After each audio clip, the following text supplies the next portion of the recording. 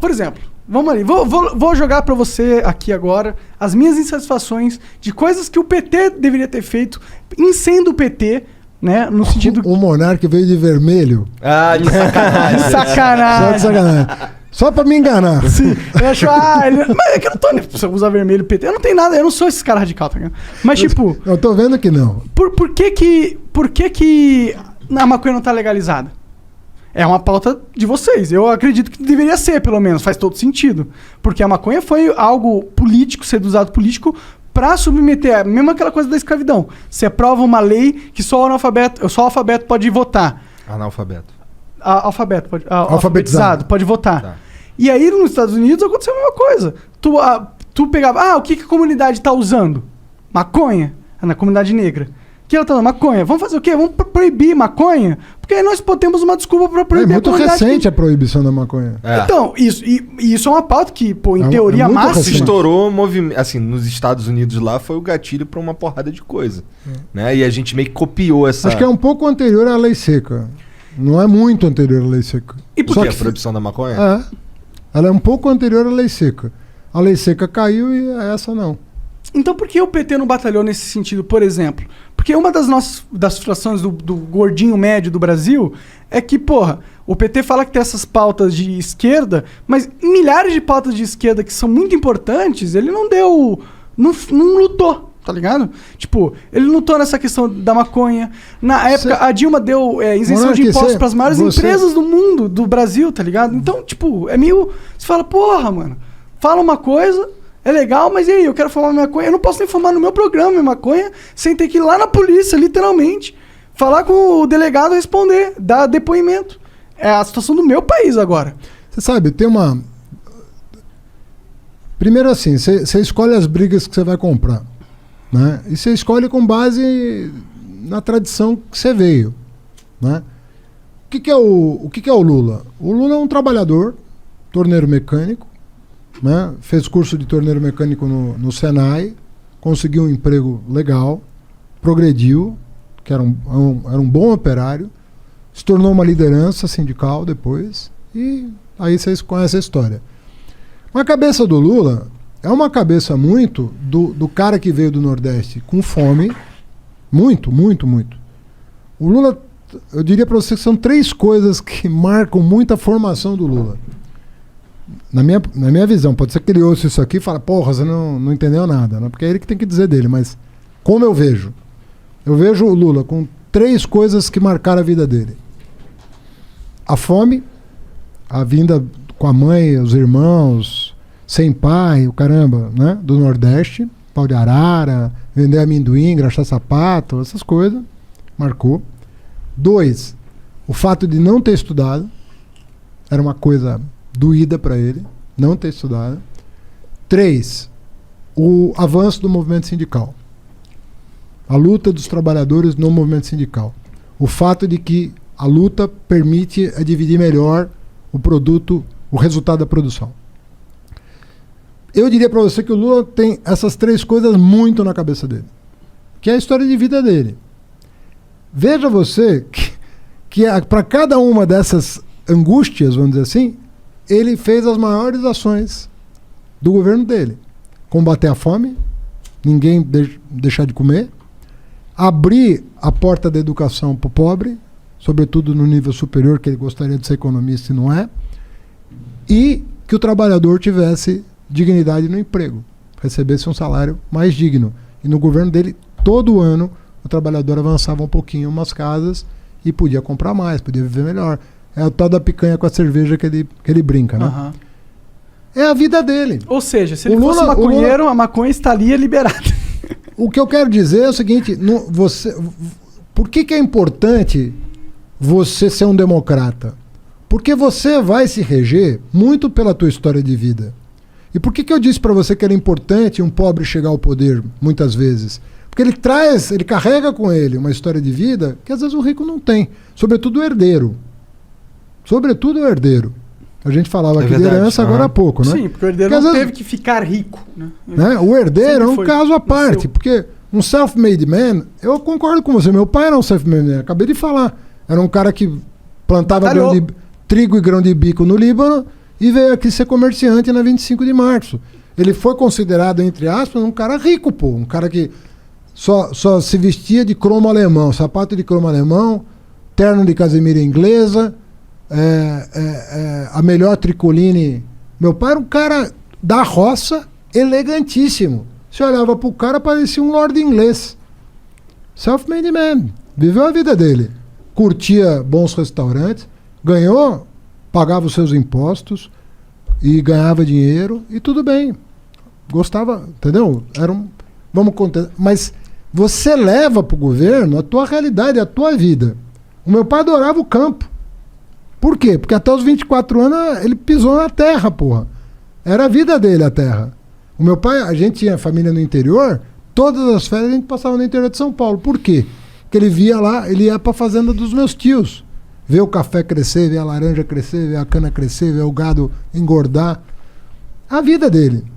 Ele não tá muito ligado a essas pautas de drogas. Então, você tá dizendo. o Lula comprou as brigas que ele achava, que eram importantes pra alma dele, no pela momento. experiência dele, que eram as coisas mais importantes do mundo. Obviamente que se amanhã pinta outro presidente com outra história de vida, vai levar para a presidência outra. Outras experiências, outras coisas porque concretas. eu entendo essa parada disso. Eu entendo que você mesmo, se você um dia, sei lá, Não. Não, mas vamos supor que você um dia enche o saco e fala, quer saber? Cansei de Tô ganhar com dinheiro. 40 anos, tô rico, vou ajudar o Brasil. Você é um cara talentoso, você é um cara que chama público, de repente você tem voto pra caramba. Você vai levar as tuas preocupações também pro governo. Mas é que é uma pauta muito importante essa, tá ligado? Não é Muito só a questão do lazer, de eu poder de lazer, ou porque eu tenho ansiedade. Eu não fumo isso por lazer, de verdade eu não fumo. Mas é uma parada de ansiedade. O quê? Muito acelerado. Sou de nossa, é insuportável. Sim. E isso aqui me acalma. Então, pelos amigos que você for. Foda! Não, é por Obrigado, mim. moleque. Mas eles acabam se beneficiando. Mas, tipo, isso é uma coisa. Mas o problema da criminalização das drogas vai muito além. Claro, a gente vê o que está acontecendo. É a questão de. É uma desculpa para você criminalizar o jovem de periferia. É uma desculpa, não é? A maioria das pessoas que estão presas agora é por quê? Por que elas estão presas? Acho que é 1/3. Deve ser tráfico, deve ser algo assim. E é algo que... Pô, Não, o grande traficante não está preso. Claro, Isso que é o a gente AS, sabe. deu desculpa. O grande traficante não está preso. Sim, exato. Então, pô, não é uma pauta que tem a ver só, o Lula não é assim. É uma pauta importante até para as pessoas. Tem pessoas perdendo a liberdade. Outra coisa importante, eu ia dizer, primeiro é a tua história de vida. A segunda coisa que te faz comprar as brigas é a chance de sucesso. Sabe? Sim, o Brasil é muito conservador nesse sentido. É difícil você comprar brigas sem nenhuma chance de sucesso. Sabe por quê? Você só vai ficar com desgaste. Ninguém vai te cumprimentar porque você tentou. Mas será que se você essa perdeu. tentativa não cria chance no futuro? Olha, a impressão que eu tenho é que essas pautas mais delicadas, que mexem com valores, que mexem com o imaginário das pessoas sobre família, sobre segurança da família, sobre... Isso tem muito, você tem razão, tem muito mal entendido sobre isso. As pessoas não conseguem compreender como melhorar a situação sem aumentar risco para ninguém, pelo contrário, diminuindo os riscos, né? Então tem muita incompreensão sobre isso. E é um processo... O Brasil, certamente, na América do Sul, talvez seja um dos países mais atrasados na discussão dessas agendas. Mas você vê que o nosso Congresso, qual a chance de vingar hoje, na circunstância Será que não atual? tem? Se mostrar o quanto que os gringos estão ganhando dinheiro com essa porra. É Hoje muita no grana. Congresso, é muito zero. imposto, velho. É muito. Sabe quanto de imposto a Califórnia ganha por mês? Só de venda de maconha, 3 bilhões de dólares, meu irmão. Por mês? Por mês. Dá 36 bilhões de dólares No por ano. ano. Mas é o que eu tô te falando. O Uruguai É agora todo foi mundo. nessa linha. Porque é o seguinte, É que o Uruguai, eu tava falando pra ele. sabe qual foi o erro do Uruguai também, né? O erro? É, O você sabe. Estado Você não controla a produção, caralho. Isso eu não sabia. sabe? É um erro do Uruguai. O Uruguai, Tipo, hoje em o dia, se eu Estado quiser controla tudo. plantar na minha casa e vender, eu não posso. Eu tenho que ter uma autorização. Tem que ser uma farmácia pra vender, entendeu? Isso é muito ruim. Porque o que Não acontece? é como na Holanda. Como nos Estados Unidos. Você restringe demais a demanda. A oferta. Quando você restringe a oferta, o que as pessoas vão fazer? Tem uma demanda.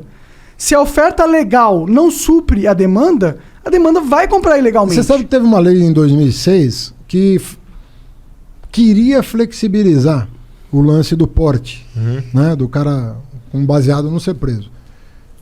E a lei tinha essa intenção, mas ela foi escrita de um jeito que deu mais poder ainda para a repressão. Ao invés de gerar o efeito contrário, gerou o efeito de merda. Reforçar a repressão. E aí você teve mais prisões. Hoje você está com as penitenciárias lotadas e você vai ver assim, bom, é o traficante que eu peguei? Não, é o cara que estava com um beckzinho ali na esquina e que tomou um tapa na orelha, respondeu às vezes para a autoridade, já foi por desacato, já deu a confusão toda. Não tem uma estatística que 50% dos casos não foram nem julgados ainda? Ah, é 40%. Que absurdo! Eu tô na cadeia, eu não sei nem por que eu tô na cadeia, o Estado nem sabe por que eu tô na cadeia, o Estado nem foi averiguar o porquê eu tô na cadeia, se tá justificado eu estar na cadeia, não tá justificado. Não é um absurdo isso?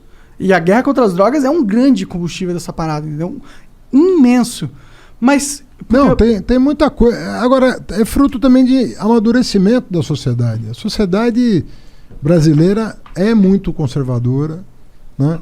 Se a gente fizesse um plebiscito, tu acha que ia ser... Não acho. Já teve várias pesquisas sobre isso. Pior que eu também acho que não liberariam. Bom, então aí nesse caso, não dá pra gente forçar, né? Se você... Não dá pra forçar, dá pra gente conversar com as pessoas e explanar os motivos pelos quais seria muito mais inteligente a gente legalizar. Existem vários caminhos para ir abrindo um pouco essa discussão. O primeiro caminho é da sociedade. A sociedade e mudando a cabeça, vendo assim, o que é melhor para a sociedade. Essa mortandade que está acontecendo aí em torno de uma coisa... normal, como o álcool, natural. Que faz menos mal às vezes que o álcool. Menos mal, com certeza. Dependendo da quantidade que você ingere, muito pior. Não tem overdose de maconha, mas tem overdose de álcool. Pois é, mas o que eu quero dizer é o seguinte. Primeiro, assim, quando a sociedade amadurece, como vários países do mundo aconteceu. Segundo, quando o Congresso está mais aberto a esse tipo de discussão, sem a malandragem de botar o dedo na cara de um cara que está defendendo uma posição, dizendo que você é contra a família, você é contra isso, você é contra aquilo, você é maconheiro. Porra, às vezes o cara tá falando, cara, esse não é o caminho. Não é esse o caminho. Eu nem fumo essa porra. Eu não quero ficar prendendo jovens negros de periferia. É isso. Então se um cara fala, eu nunca botei maconha na boca, mas eu sou contra prender um cara que pôs, o cara já vai ser taxado de maconheiro, já vai perder voto, já vai isso, já vai aquilo. Então, já vai... o Eduardo Jorge, né? Já vai por aí. Terceiro ponto. Em alguns países, as cortes constitucionais decidiram. Com que alegação? O direito de minoria. Fala, o monarca aqui não está fazendo mal para absolutamente ninguém. Se ele fizer, ele vai responder pelo ato. Mas isso que ele está fazendo aqui, pode estar fazendo mal para ele. Mas ele não está fazendo a partir disso mal para ninguém. Se ele matar alguém, se ele matar alguém, ele vai responder por homicídio. E talvez até agravado pelo fato de ter entorpecido no momento. De ter ingerido entorpecente. Então, às vezes as cortes constitucionais no mundo, algumas chegaram a dizer o seguinte, olha, a lei não pode dizer isso.